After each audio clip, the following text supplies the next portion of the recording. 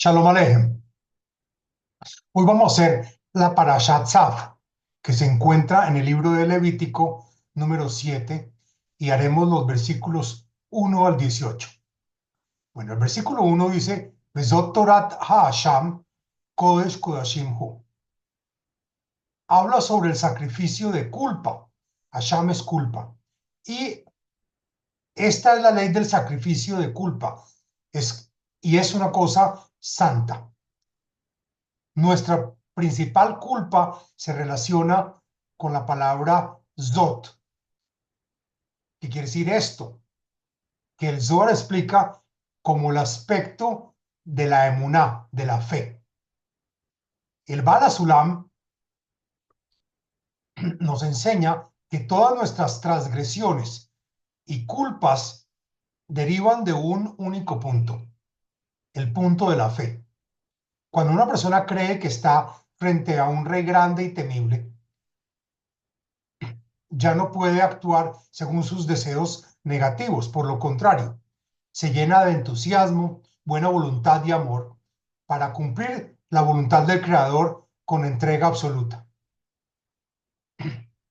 Levítico 7:2 dice, en el lugar donde se degolla el holocausto, se degollará el sacrificio de culpa. Esto significa que la ley del holocausto, que es la ley de Olá, y la del sacrificio, Asham, son iguales en cuanto a la degollación. Ambas se realizan en el lado norte del templo. El norte simboliza la línea izquierda, que son los kelim, los recipientes de recepción. Es decir, la degollación enseña que debemos aniquilar, matar los kelim de recepción del hombre, sus deseos egoístas para sí mismo. Si una persona basa su vida en recibir placeres para sí misma, debe anular estos deseos. Y su sangre será rociada alrededor del altar, que dice en el Levítico 7:2. La sangre representa la vitalidad del animal. Esta vitalidad animal debe ser desechada como algo impuro, y de él se ofrecerá toda su grasa.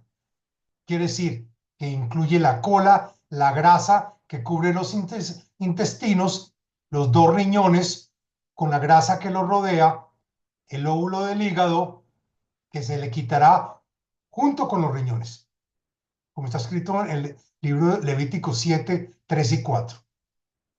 El Zohar explica que estos aspectos simbolizan las fuerzas del Sitra Ahra. Sitra Ahra traduce el otro lado, que son las fuerzas del mal. El lóbulo del hígado representa el deseo insaciable de la persona. El Sitra Ahra siempre quiere más. Es el otro lado. Siempre quiere, nunca está satisfecho y siempre quiere más. En cambio, cuando el hombre se dedica a dar, que quiere decir ashpa, a dar y a influenciar, ya sea a su prójimo o hacia el creador, siempre tiene más. Y el sacerdote los hará arder en el altar como ofrenda encendida para el Eterno. Es sacrificio de culpa. Todo varón entre los sacerdotes lo comerá en lugar santo, en un lugar santo será comido, y esto es una cosa santísima, como está escrito Levítico 7:5. Aquí vemos que el sacrificio de culpa se asemeja al holocausto en cuanto al lugar de la degollación en el norte, pero en cuanto su consumo no es como el holocausto, que se quema por completo, sino como el sacrificio por pecado, por hatat.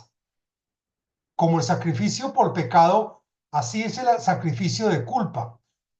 Una misma ley para ambos. Pertenecerá al sacerdote que haga la expiación con él.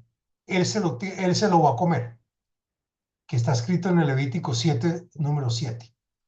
¿Qué nos enseña que el sacerdote coma de este sacrificio? El sacerdote representa el atributo de Gesed, de bondad. Que el sacerdote coma del animal significa que la bondad debe dominar sobre lo animal del hombre. ¿De dónde provienen nuestras culpas y transgresiones? De nuestra naturaleza animal, que busca solo el beneficio propio. Por esto, la bondad debe gobernar sobre el sacrificio de culpa y sobre el pecado. Y el sacerdote que ofrezca el holocausto de un hombre, la piel del holocausto que ofreció será para él. Eso quiere decir que el sacerdote recibe la piel. ¿Qué significa la piel? La piel significa Malhut, que es el reino, la dimensión más baja, el nivel del alma más bajo que se llama Nefesh, que es el alma vital de cualquier animal o de cualquier persona, el mínimo. Incluso de lo animal podemos elevar algo de su santidad. Ahora, también hacemos el sacrificio de gracia, acción de gracias, que es el sacrificio de Todá.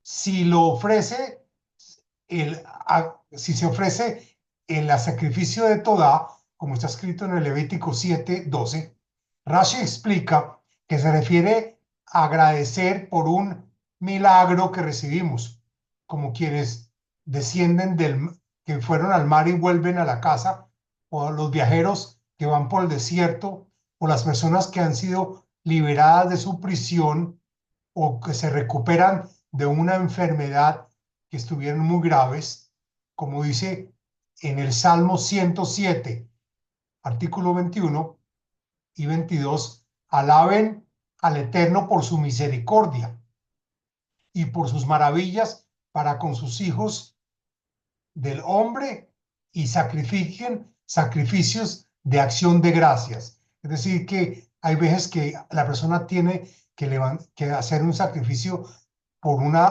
por un favor recibido. Espiritualmente, esto también se aplica a quien no encontraba gusto en la Torah y en hacer las mitzvot, pero luego el Creador le dio el gusto de hacer las mitzvot, entonces tiene que estar agradecido. Esto se debe agradecer, lo cual se expresa mediante el sacrificio de Shlamim, es el sacrificio de la paz, por tener paz por tener las gracias y tener gracias y tener paz.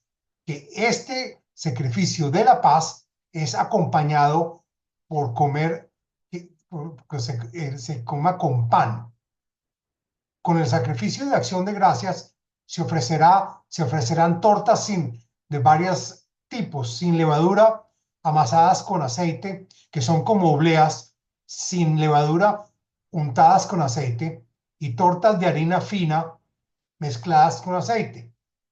Rashi menciona que hay 4 tipos de pan: halot, que son tortas o panes de trenza; rakikim, que son obleas; rebujá, que son tortas finas; y hametz, que son tortas que tienen levadura. Cada tipo se trae en 10 unidades, es decir, se tienen que cocinar 40 panes. ¿Y qué significa esto? Que el pan representa la fe, como dice en el libro de Proverbios 9:5, ven, come de mi pan. Nuestra batalla es creer en Dios. ¿De dónde obtenemos la fuerza para esta lucha? De los libros y de los sabios que están apegados al Creador. Entonces, la importancia de la fe en la vida diaria. Una persona debe vivir con fe porque esto le da alegría y entusiasmo y entrega, sintiendo que está frente al Rey Todopoderoso. En cambio, quien carece de fe vive angustiado, vive enojado, vive triste, vive con apuros, vive con preocupaciones. Por esto se debe ofrecer pan, que son 40 jalot, 40 panes de trenza, que representan la fortaleza de la fe. De él se ofrecerá una porción de cada ofrenda, de cada pedazo de pan, como contribución para el eterno. Pero será el sacerdote que rocíe la sangre del sacrificio de paz. Rashi explica que se toma una porción de cada tipo de pan como ofrenda para el sacerdote y el resto se lo comen los dueños que contribuyeron y prepararon los 40 panes.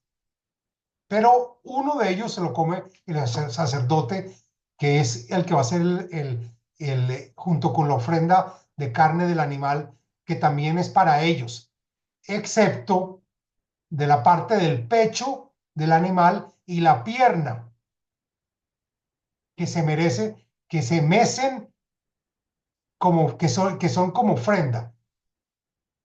Eso quiere decir que la carne del sacrificio de acción de gracias se debe comer el mismo día y no dejar nada para mañana, como está escrito en el versículo 15. Debe consumirse en un solo día. ¿Y qué quiere decir? ¿Qué nos enseña esto? Que nuevas son tus misericordias cada mañana. Está escrito en el libro Lamentaciones número 3:23. Cada día trae una nueva oportunidad para la persona de servirle con fe a Hashem. Ahora, si la ofrenda se hace por voto o por una ofrenda voluntaria, como está escrito en el versículo 16, si el sacrificio no es por gratitud, sino por un voto, por una promesa que hicimos, una donación voluntaria, se puede comer durante 2 días, pero no un tercer día. Y lo que quede de carne, si queda algo para el tercer día, se debe quemar en el fuego. En el tercer día se debe quemar completamente lo que queda de la carne en el fuego. Eso está explicado en el versículo 17. ¿Qué significa el tercer día? El tercer día representan las 3 sefirot superiores, que son Hagat, Hesed, Geburah y Tiferet. Son las 3 primeras sefirot del cuerpo y cuya luz es tan intensa que el hombre no puede recibirla con la intención pura de dar, sino que debe extenderse más allá de 2 días y por lo tanto hay que quemarse. Conclusión: estos, estos, estos, ofrecimientos se hacían en la época del templo. Estos sacrificios eran parte de la vida espiritual, como hoy son cuando rezamos y cuando hacemos mitzvot. Hoy solo queda un vestigio de esta costumbre de los sacrificios, que es cuando hacemos caparot, cuando matamos las gallinas en vísperas de Yom Kippur.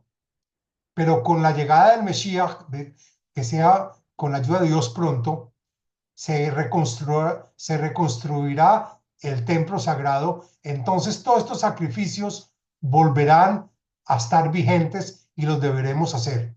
Sin embargo, primero debemos reconstruir el templo interior.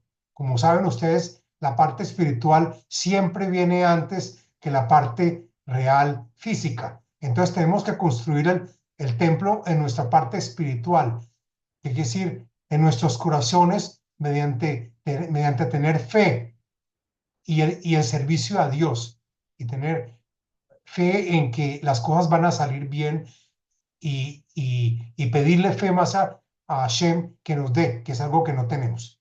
Así que mereceremos ver el templo reconstruido pronto y en nuestros días lo podamos tener. Que así sea. Amén.